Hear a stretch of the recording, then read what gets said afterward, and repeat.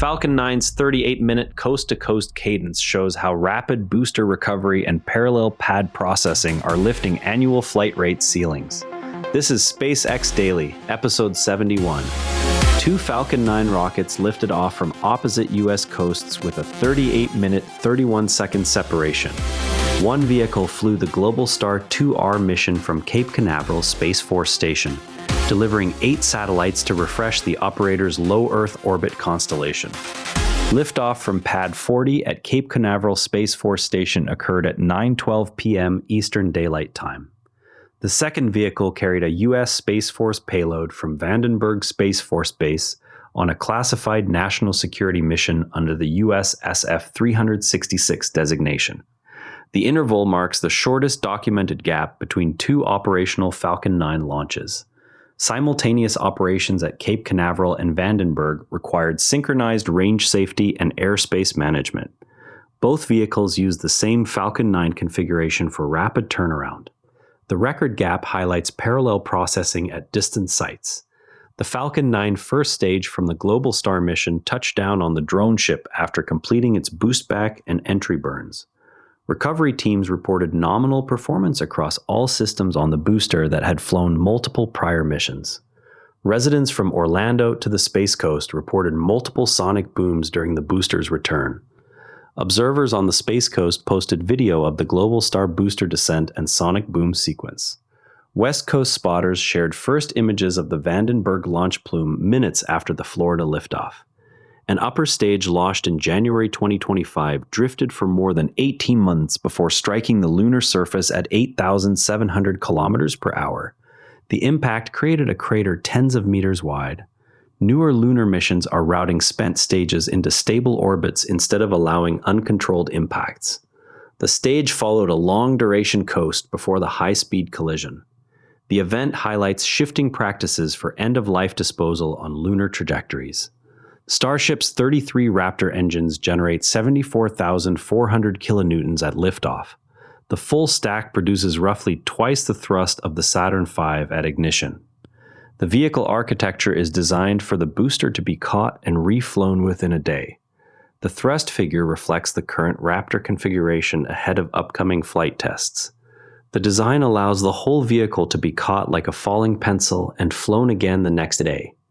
Looking back across the week, SpaceX sustained Starlink launch cadence with repeated Cape Canaveral missions, advanced Starship hardware toward catch attempts, and moved forward on the new Florida testing site detailed in permit filings, while Grok ecosystem integration continued through developer tool updates.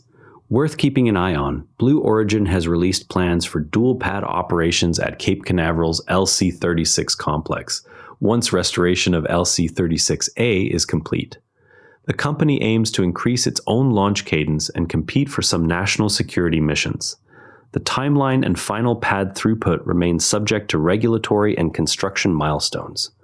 On the AI front, SpaceX has completed integration of the Cursor AI coding platform, following the earlier acquisition of its developer AnySphere. The move places the Grok model family inside an editor already used by thousands of software teams. Early internal builds show Grok suggestions appearing directly in Cursor's autocomplete and agent panes. The integration follows the $60 billion all-stock close of the AnySphere deal. Cursor now routes developer workflows toward Grok capabilities within the SpaceX compute ecosystem. From an engineering standpoint, the 38-minute coast-to-coast Falcon 9 cadence rests on a narrow set of physical and procedural constraints that have been tightened over successive flights.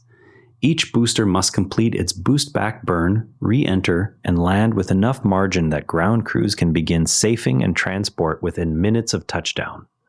Parallel processing at two distant ranges removes the serial bottleneck that once forced sequential pad flows at a single site. The limiting factor is no longer engine performance or propellant load, but the time required to verify range safety, close airspace corridors, and confirm telemetry handoff between facilities. When those steps run in parallel rather than in series, the effective launch rate scales with the number of active pads and recovered boosters, rather than with any single vehicle's turnaround clock. The same logic that collapsed the cost of a single flight now compounds across simultaneous operations, pushing the annual flight ceiling upward without requiring new hardware generations. The raw material cost of a Falcon 9 first stage is dominated by the engines, tankage, and avionics. If those components could be sourced at commodity metal and silicon prices alone, the stage would represent only a small fraction of its flown price. The idiot index gap arises from the precision manufacturing, qualification testing, and flight-proven reuse cycles that turn raw aluminum, lithium, and turbopump assemblies into a vehicle that returns intact. Each reuse cycle narrows that gap by amortizing the fixed costs of the original build across multiple missions. The 38-minute separation demonstrates how infrastructure and range coordination now extract more flights from the same hardware pool without raising the per-flight material spend. Dual-range operations also change the economics of range time itself. Instead of one range processing a single vehicle through its full countdown, two ranges handle independent vehicles whose only shared resource is the final safety interlock. That coordination step is measured in minutes once telemetry streams are synchronized. The result is a launch rate multiplier that scales with the number of recovered boosters and active pads rather than with any improvement in individual engine thrust or propellant density. Future cadence gains will therefore come from adding pads and shortening the post-landing safing interval, not from redesigning the booster's fundamental propulsion architecture. A quick look at the tape shows SpaceX closing the session lower.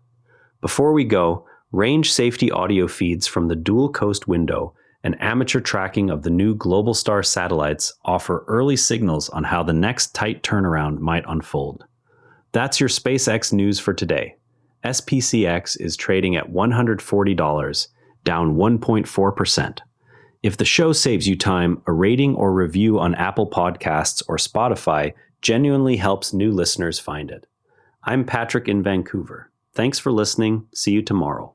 One more thing. If you liked today's episode, our sister show Models and Agents is worth a spot in your feed, your daily briefing on AI models and agents.